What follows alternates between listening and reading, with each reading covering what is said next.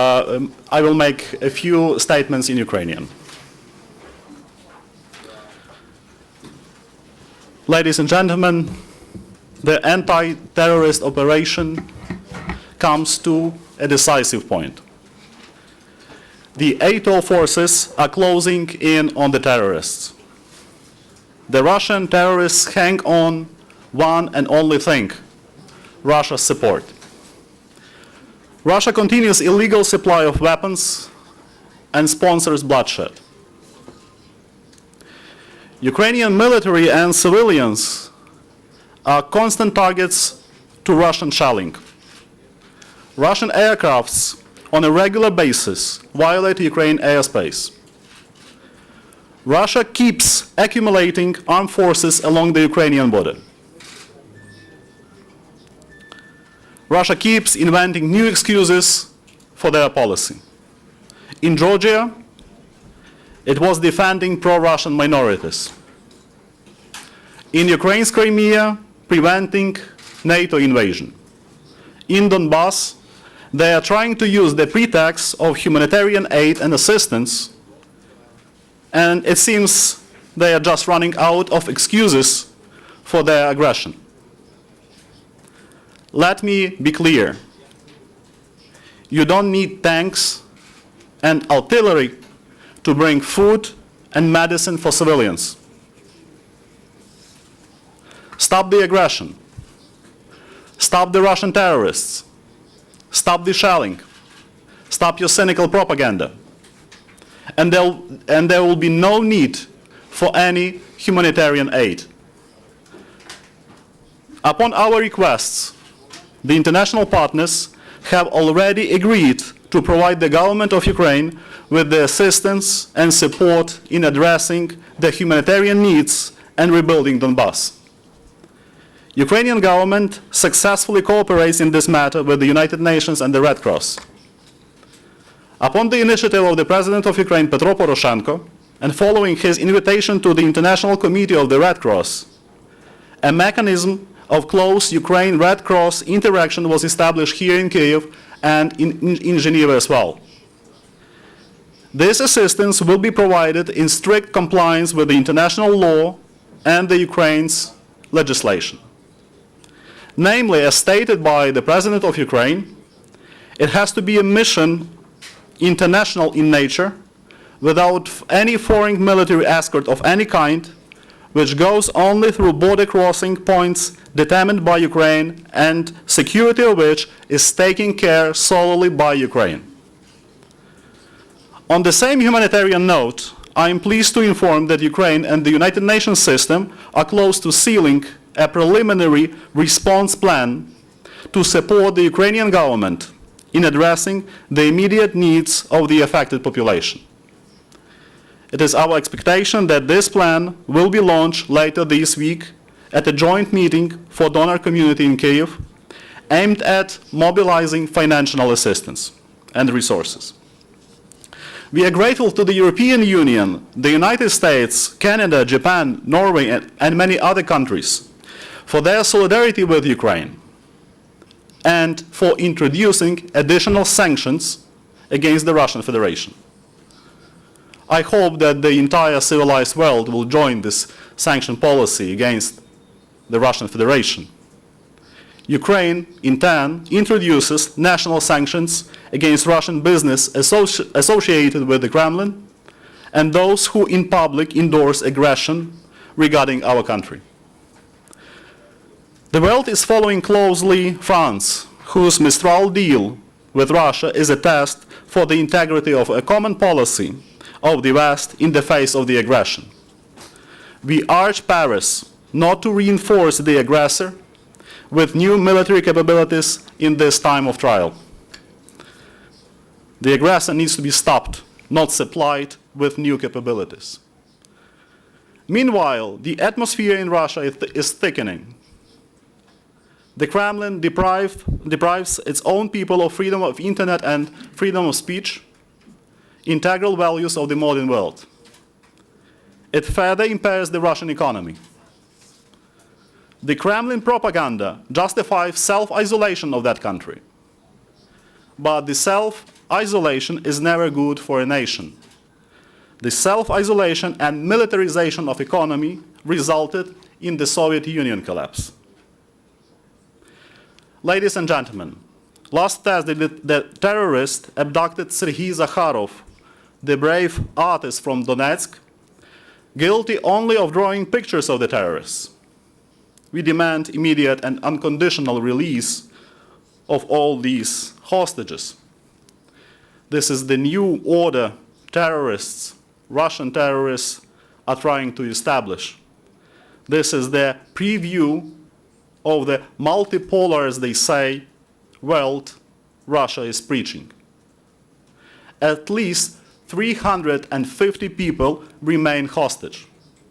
I repeat, 350 people are held hostage by the Russian terrorists, and in some instances, by Russia itself. This is the reign of terror they are trying to impose on Ukraine. Nadia Savchenko, Oleg Sentsov, Gennady Afnasyev, Alexander Cherny, Alexander Kolchenko, and many others were kidnapped and remain illegally detained in Russia. They endure psychological pressure, court cases are fabricated, and actions of Ukrainian consuls in protecting rights of our citizens are obstructed. Everyone who sanctioned persecution of Ukrainians and aggression against our country should receive a just punishment. We appeal to international community, people of goodwill and moral authority to support Ukraine in liberating political prisoners of Kremlin.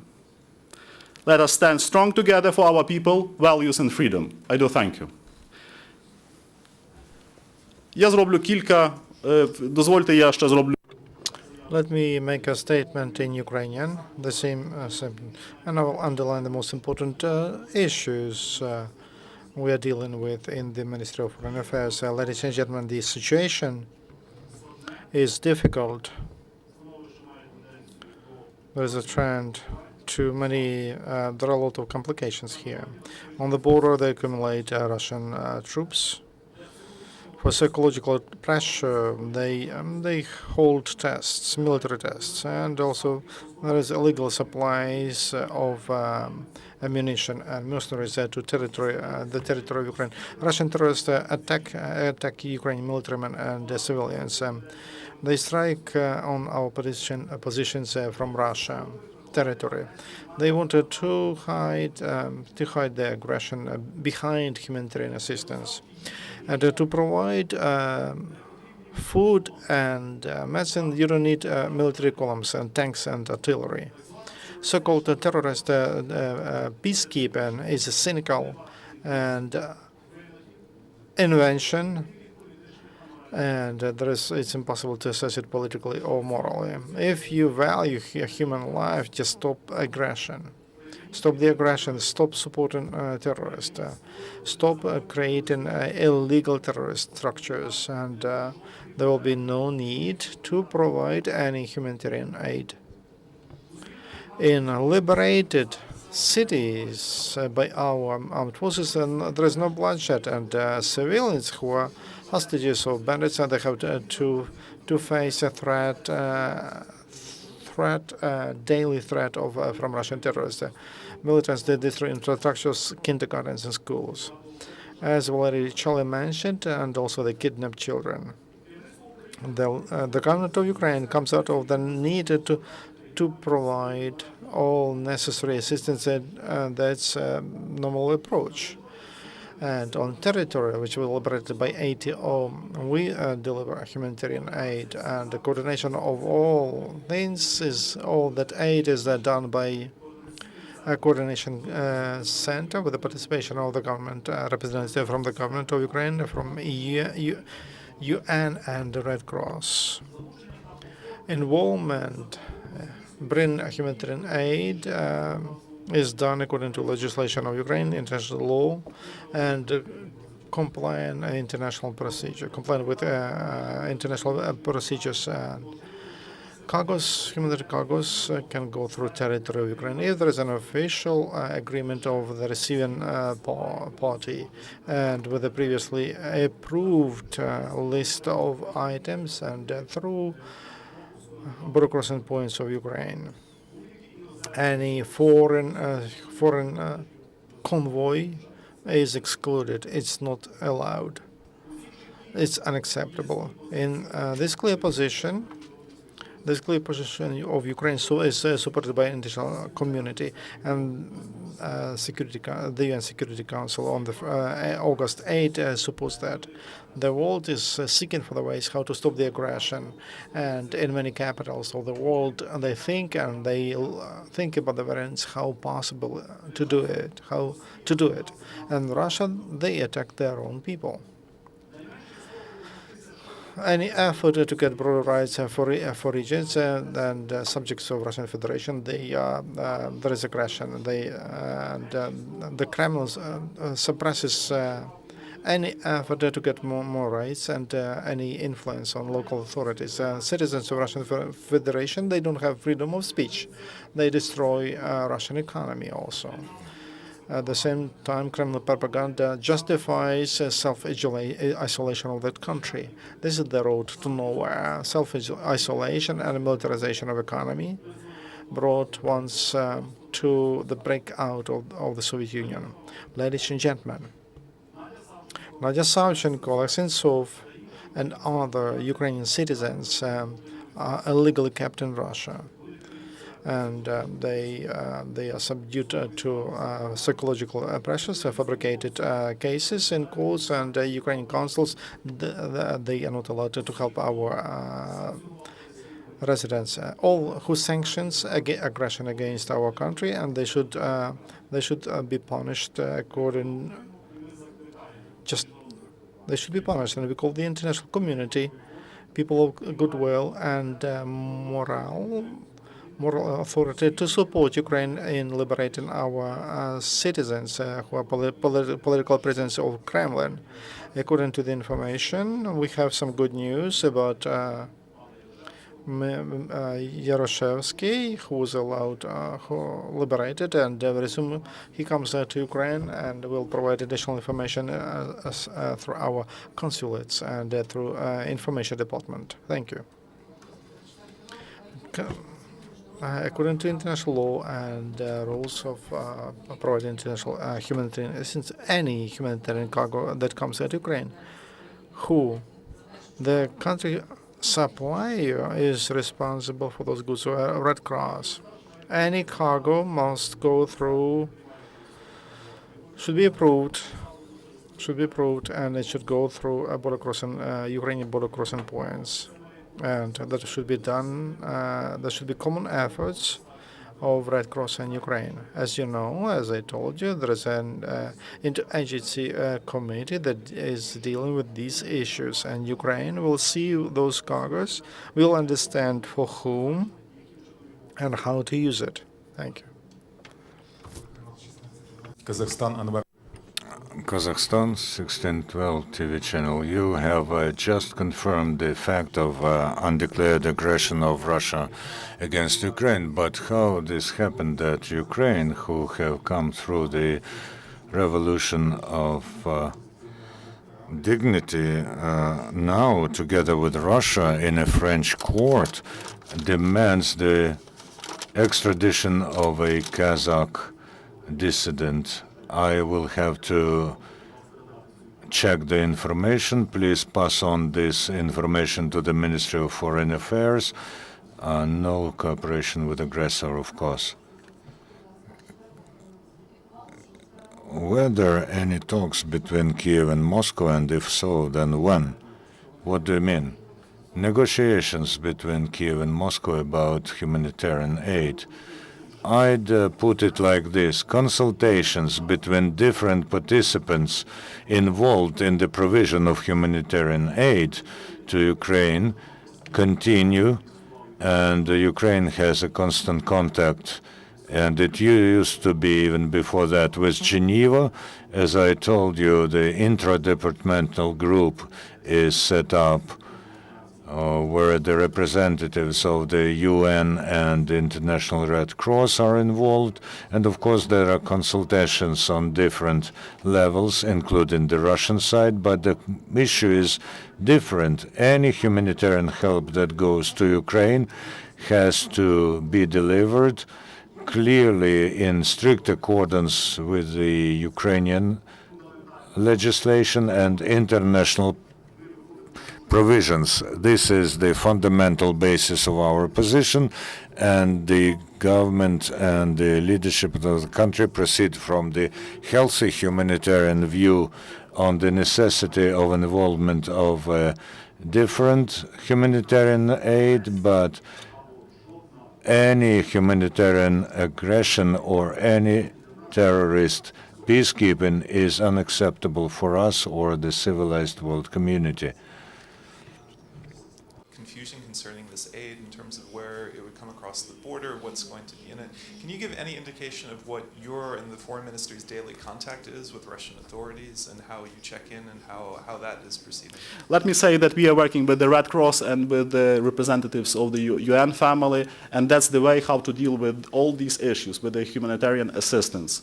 I do believe that, as I mentioned in my statement, that we will have the endorsed plan to provide Ukraine with necessary assistance, and it will be done in Kyiv this week.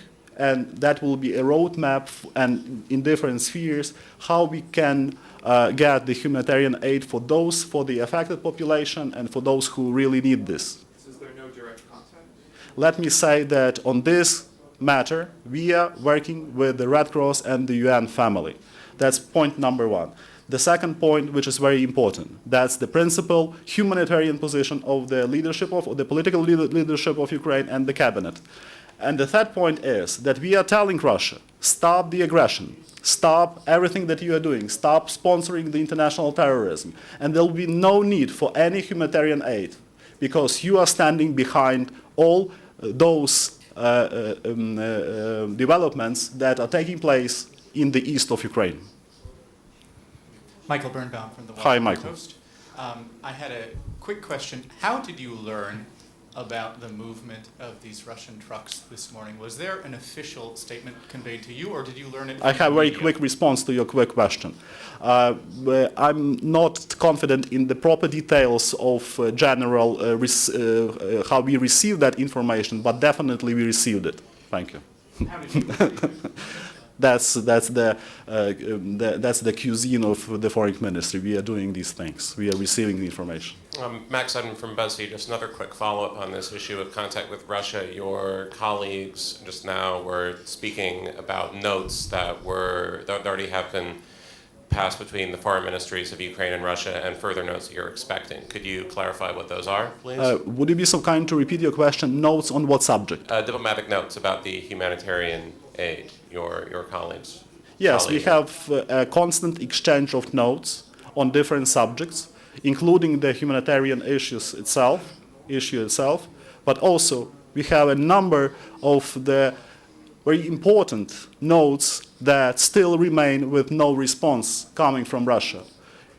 The political prisoners of Kremlin, as I mentioned, Nadia and Oleg Sentsov and others, and all other things, including our appeals to stop the aggression against our state. На одне запитання. Будь ласка. Українські новини уточнити. Ukrainian news. You